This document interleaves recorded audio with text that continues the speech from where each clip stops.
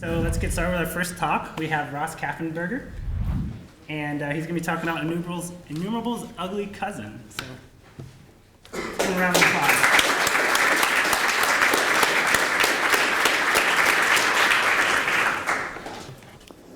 Good morning, everyone. Hello. So I'm here to talk about Enumerator today, Enumerable's ugly cousin. My name is Ross Kaffenberger. I'm Rasta on the internet, and I come from New York City. Is anyone else here from New York City? Very few. Okay, so I'm not a native New Yorker, and there are a few things that I've come to learn about living in New York over the past few years that sort of bother me. Some of like the social norms of living in New York, and I just wanted to share a few of those things that bother me. First, if you're a New Yorker, you have to pretend like everything is normal, no matter what. And then there's also such a high-paced environment, you have to basically choose one of two speeds. Move fast or get out of the way.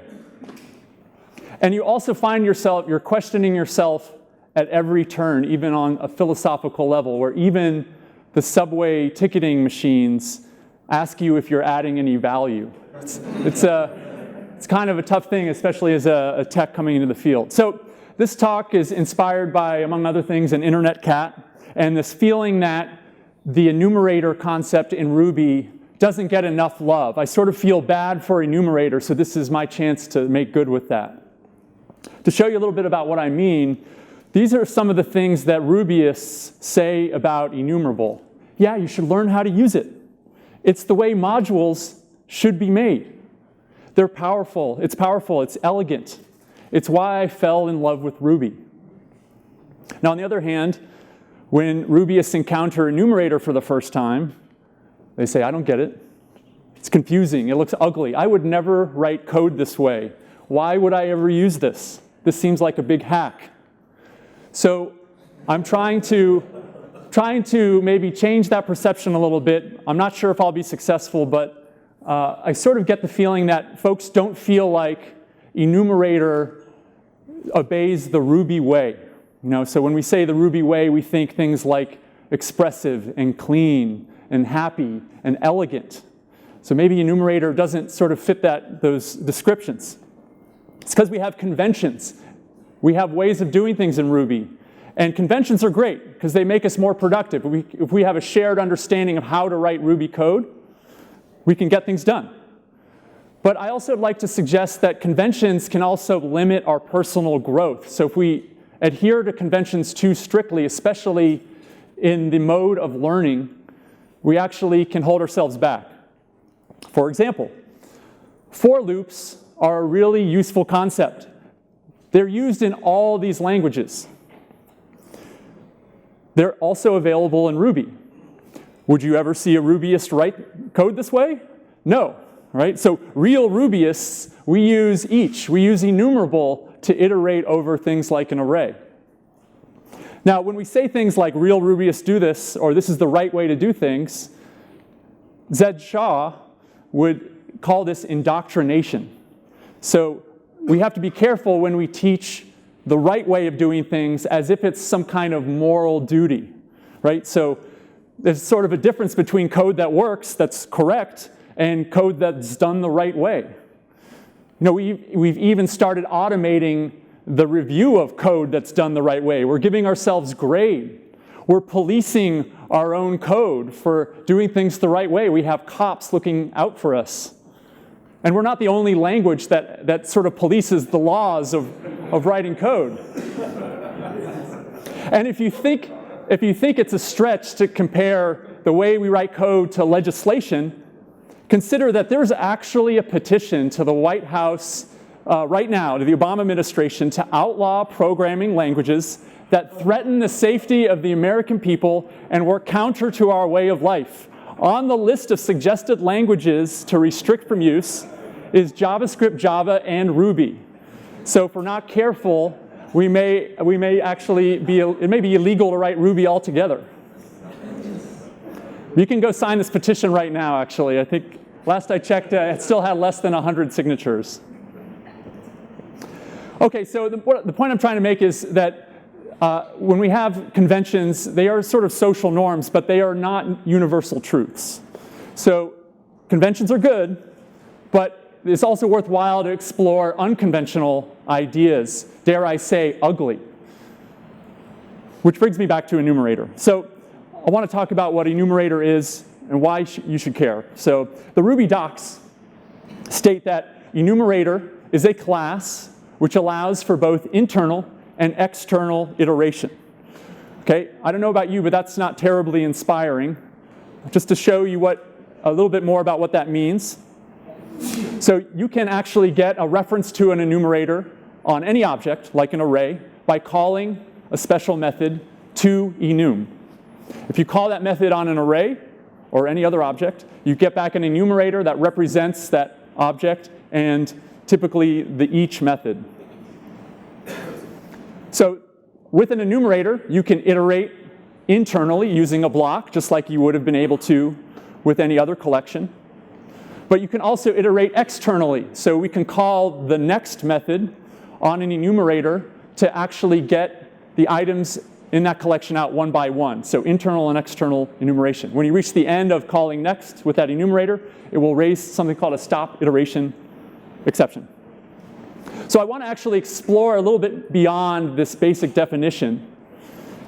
And we're actually going to follow somewhat of my own personal journey in learning how to program. And we're going to look outside the Ruby language. And when I first started programming, the first language I learned was Java. Did anyone else start with Java? Okay, maybe a few folks. So Java has a pattern called Iterator. And I'd like to show some Java code to demonstrate what Iterator does, because it relates to what enumerator is. So in Java, we have a very verbose way of creating an array, a list of items we can add to that array. And we can call a function on that list called iterator, and we get back an object that's an iterator, and we can call a next method on that to continually get out the items of that iterator. One way to think of an iterator is that it's an object that can suspend its iteration, its enumeration of items, and passes control back to its caller. So it's waiting for the caller to call the next method again in order to continue. You can think of it like yield in Ruby turned inside out. So if you define a method in Ruby and you use the yield keyword, you are able to pass members to a block. It's like turned inside out. With an enumerator, calling next is adding those items to the calling context. So you don't need a block in this case. So why would we ever use this? We don't see this often in Ruby. Well, one use case would be to replace nested loops. So you can imagine iterating over multiple collections at once. So imagine we're building a web page and we need to create a list of rows in a table. It's fairly common to add, say, a different color to alternating rows. Well, we can get a enumerator for colors. So let's just pick two colors. We call the toEnum method. ToEnum will also take arguments, like the name of an enumerable method, cycle. So cycle will iterate over an array indefinitely. So that colors object there is an enumerator that packages up the array and the cycle method. So within a loop where I'm looping over, say, like a list of projects and I'm rendering them to HTML, I simply just ask for the next color.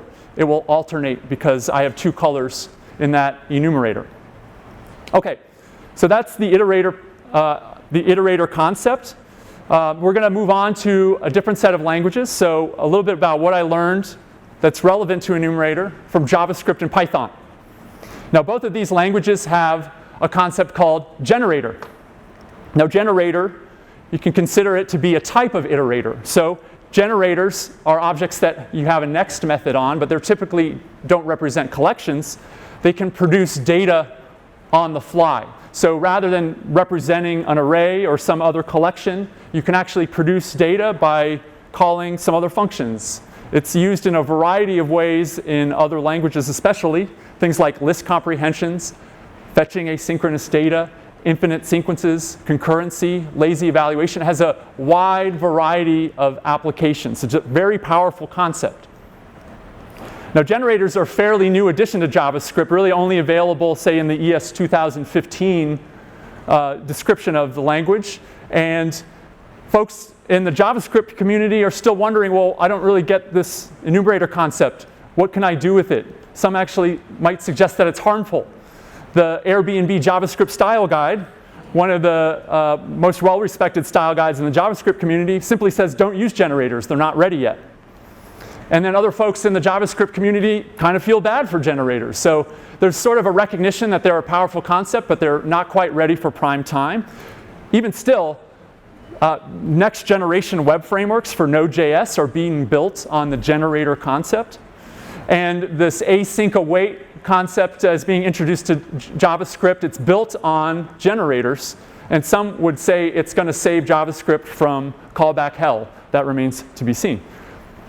Very different story in Python. So Python has had generators for a long time. And if you ask Pythonistas what they think about generators, there's a lot of love. They're expressive. We love them. You can use them for list comprehensions. They're very easy to maintain. They're readable. They're awesome. So I want to take a look on how we might use a generator in Python.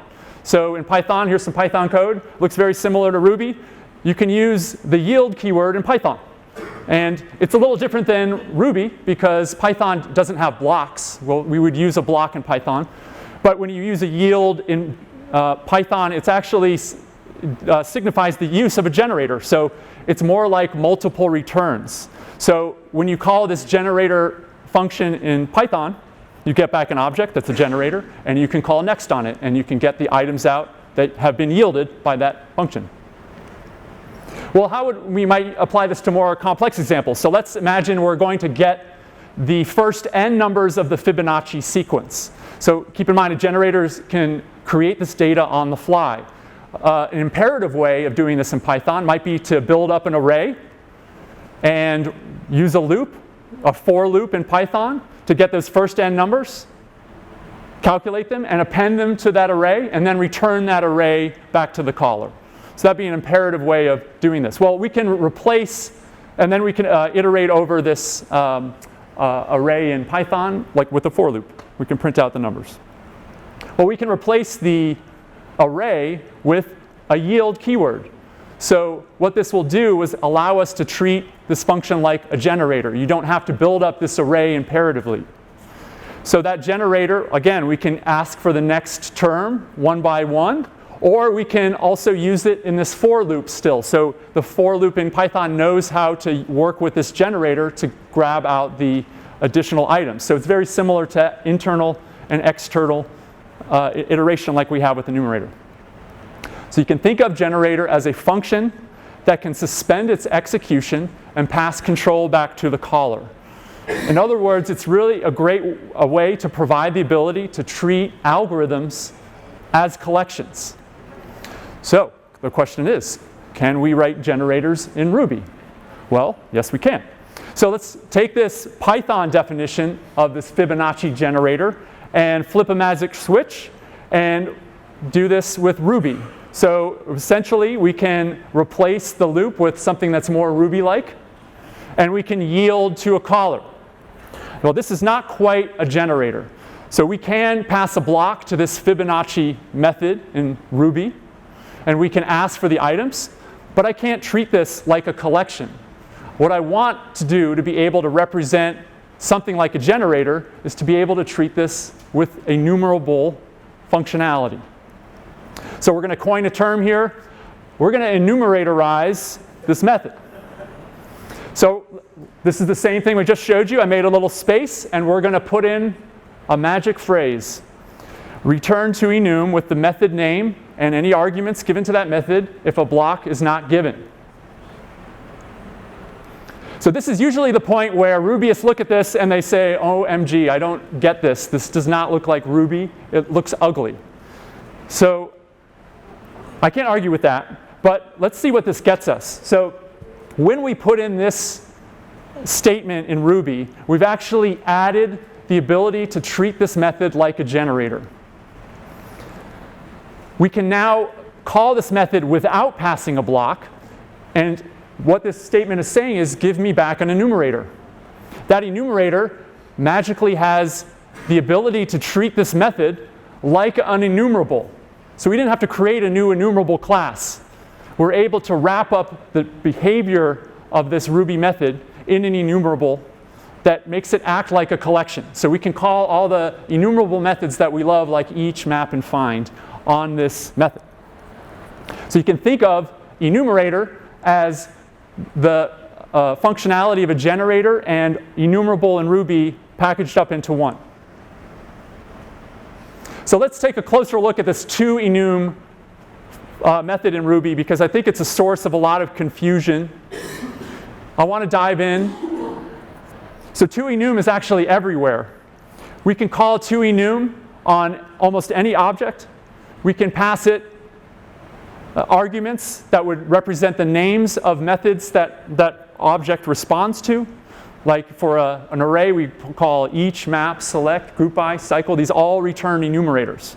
In fact, there's a shorthand for most of these enumerable methods where we can simply call these methods without passing a block. They usually take blocks. We can call them without blocks. We can get that enumerator back. This is all over the standard library. We have fixed num, string, struct, range. Even for iterating over all the objects in the object space, there are methods you can call and get back enumerators. And they're all sort of, they all have sort of very expressive names, so you know exactly what you're getting. It turns out toEnum is actually defined on objects. So you can call toEnum on any object in Ruby, but it's not magic. Whenever I sort of get the feeling that something's like magic in Ruby, I want to understand how it's implemented. So we're going to re-implement toEnum in Ruby right now. So in the MRI version of Ruby, toEnum is defined with C code. So we don't have to know C, but we're going to pull out the parts that we want. In case you thought I made up the word enumeratorize, I didn't. I stole it straight from the toEnum definition in the enumerator C file in MRI. So when we call toEnum, we're actually enumeratorizing the object that we passed in and its method. What does that function do in C? Well, it's simply allocating memory for an enumerator with that object and the method and any arguments that we gave to it. So this all boils down in Ruby to this statement. So to re-implement toEnum in Ruby, we could actually create an enumerator. And the initialize method on enumerator actually has this syntax. So we can basically give it an object, a method, and arguments. So just to recap, an enumerator wraps up a collection, an object, and some kind of enumerable behavior. But we can go one step deeper. I'd like to actually re-implement the behavior of enumerator in Ruby. It turns out, if you look even closer at the C definition of enumerator, you see a lot of references to fiber. So fiber is also a concept that we can use in Ruby. And it turns out we can re-implement enumerator with fiber. Now, fiber was introduced in Ruby 1.9. We saw a lot of blog posts about it, and we forgot about it after that. Not many folks use enumerator in their day-to-day code, but it turns out it can be very useful for a number of reasons. So let's just recap how we might use fiber. So you can create a fiber by giving it a block, and fiber responds to the yield method, or it's a class method on the fiber class. And when you have a fiber instance, you can call resume to get items gradually back from that fiber. So here's a question. Does this look familiar? Well, remember our Python generator? Yield acted like multiple returns when we call next on a generator. Fiber, when we give it this block that can yield, not with the Ruby keyword, but with the ability to resume its, to suspend its execution and resume control back to the caller. It's very much like a generator. So you can think of a fiber as a block that could suspend its execution and pass control back. So if you use your imagination, we can use fiber resume as the basis for implementing this next behavior of enumerator. So again, a fiber is much like a generator in other languages. So let's now go back to our toEnum method, and let's re-implement this enumerator in Ruby to better understand what's going on. So when we initialize this enumerator in arguments, let's create a custom enumerator to sort of represent this behavior. So this initialize method will take these arguments, this collection method, and anything else we pass. And we're going to create a fiber from these arguments. So the fiber, if you look closely, will actually define a way of calling that method we passed in on that collection and yielding the items that come out of that. So this is how we're packaging up the object that we passed into our enumerator and its behavior. We're actually giving this over to the fiber so it knows how to resume the behavior back to the caller. So just to recap, an enumerator wraps up the functionality of a fiber, which wraps a collection, which wraps an enumerable method. We can go one step further. So to implement the next method on our custom enumerator, we simply use that fiber to resume. So this will pass data back to the caller. And we can make our custom enumerator enumerable by including the enumerable module and implementing each so that it loops over the next method. Well, how will it ever end if we have an infinite loop here? Well, recall that we're raising the stop iteration exception, and loop knows how to rescue that and then continue on. So in this way, we're able to actually re-implement an enumerator with enumerable and fiber. So here's a question. Should we enumeratorize by convention? So it turns out there's a lot of great use cases, I feel, to use this in your day-to-day work. So consider many of us have written an API client to some remote resource, like getting a set of paginated posts. Well, imagine that you have a post method and you want to ask for a certain page. Well, you don't need to make the caller worry about the pages. What you can do is implement a method that knows how to ask for the first page to yield those items back to the caller, and then recursively call posts with the next page. So if we use this enumeratorized syntax, we can actually treat all the posts like an enumerable. They can be fetched on demand. We can terminate the requests whenever we want. We don't have to make our caller think about the pages. Imagine something like a document class. We might be tempted to treat this sort of like a file object. It's something that might have more business logic added to it. And we might want to include enumerable, and we might want to define an each method so we can iterate over each line. Well, you might also want to iterate over each word. You might want to also iterate over each paragraph. There could be ways to slice up your object in different ways. Well, what if we wrote this differently? What if we instead had a separate method for each one of these things that we might want to get out? We can actually treat each one of these as an enumerator using that expression that we've come to know and love now. And we don't even need to include the enumerable module in this class to get this enumerable behavior.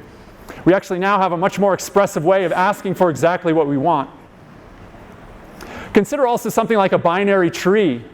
So a binary tree simply would be like a root node that has left and right children. Well, it turns out you could traverse that binary tree in different orders. You could go in order, pre-order, post-order, breadth first. You know, we might not want to include the enumerable module to represent our binary tree. We might actually create an enumeratorized method for each one of those ways that we want to traverse that tree. We don't need to include the enumerable module to get that behavior. What we do get, though, is an expressive way of asking a tree object for a specific type of enumerator that communicates to us what order we're traversing, and we can do all those wonderful enumerable things with it. So, in my opinion, enumerator, it's ugly, but it's effective. We get a lot out of using this expression. Okay, so I want to move on. So lately I've been looking at more functional languages like Clojure and Elixir, and it turns out there's some things we can apply from functional languages with enumerator, one of which is the concept of infinite sequences.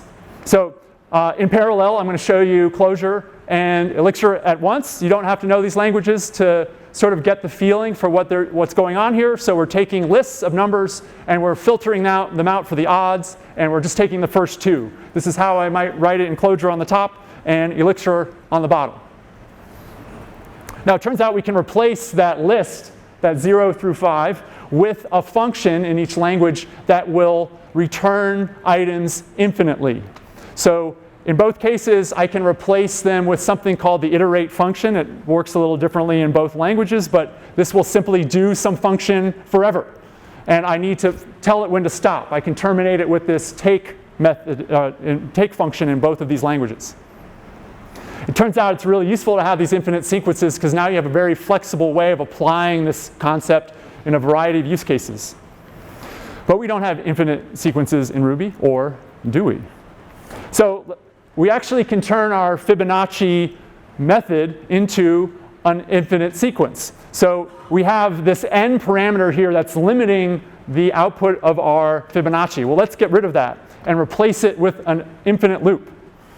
Now, this doesn't quite get us what we want, because if I pass a block to this Fibonacci method now, it will never return. So it's not very useful yet. What I want to do is get rid of this syntax and replace it with another way of creating a enumerator, which is to give it a block instead. Much like our fiber block, we're able to give a block to enumerator that will allow us to define a way to yield objects out. So I'm always returning an enumerator with this definition of Fibonacci. And so we have a method in the enumerator that we pass to this y parameter, and it works just like the fiber. So we're exposing this fiber functionality directly when we create the enumerator. Now, in order to make use of this infinite sequence, enumerator also comes baked in with a method called lazy. So this allows us to augment how data is passed through an enumerable method chain so we can make use of these enumerator sequences. Now, it's important to understand, say here, the difference between eager and lazy. So imagine you have a bunch of enumerable methods chained together, like map and select.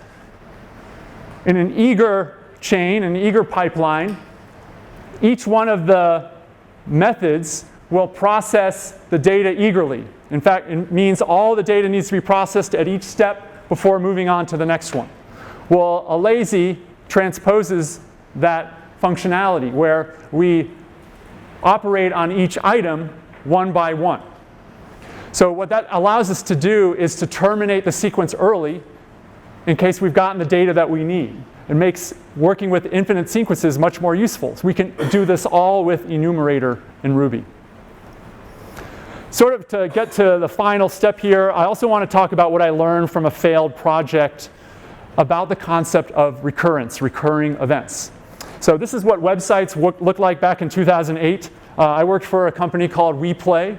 It was a youth sports social network where coaches could create schedule for their players for games and practices. And you can imagine if you played youth sports growing up, you often are able to get access to a field at the same time on the same day every week. So we wanted a way for coaches to create recurring events. So we were basically rebuilding Google Maps because that's a good idea, or Google Calendar, because that's a good idea to do, right? So we already had this calendar functionality. We were very confident. Now, this is when we were first learning Ruby on Rails, our team.